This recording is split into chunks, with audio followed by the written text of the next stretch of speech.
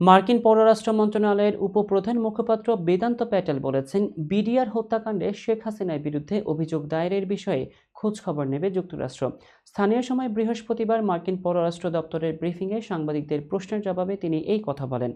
ঢাকার পিলখানায় বিডিআর হত্যাকাণ্ডে সংশ্লিষ্টতায় বাংলাদেশের সাবেক প্রধানমন্ত্রী শেখ হাসিনা সহ ৫৮ জনের বিরুদ্ধে আন্তর্জাতিক অপরাধ ট্রাইব্যুনালে অভিযোগ দায়ের করেছেন নিহত সেনা কর্মকর্তাদের পরিবারের সদস্যরা। শেখ হাসিনার বিরুদ্ধে বিডিআর হত্যাকাণ্ডের মামলা নিয়ে আপনার মন্তব্য কি?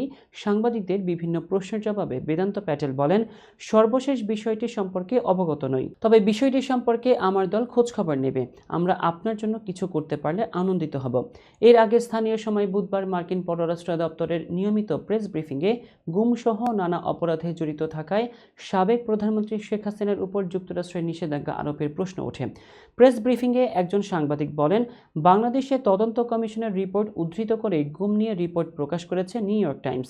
তদন্ত কমিশন গুমের ঘটনায় সাবেক প্রধানমন্ত্রী শেখ হাসিনা জড়িত থাকার প্রমাণ পেয়েছে। বাংলাদেশে গুমের ঘটনায় জড়িতদের বিরুদ্ধে যুক্তরাষ্ট্র এর আগে নিষেধাজ্ঞা আরোপ করেছে। এই বিষয় নিয়ে আপনার মন্তব্য কি?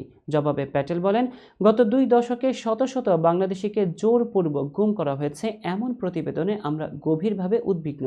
জোরপূর্বক গুম একটি গুরুতর মানবাধিকার লঙ্ঘন, যা ভুক্তভোগীদের নির্দিষ্ট সময়ের জন্য আটক বা নিখোঁজ হওয়ার মতো ট্রমা বা মানসিক যন্ত্রণা দেয়।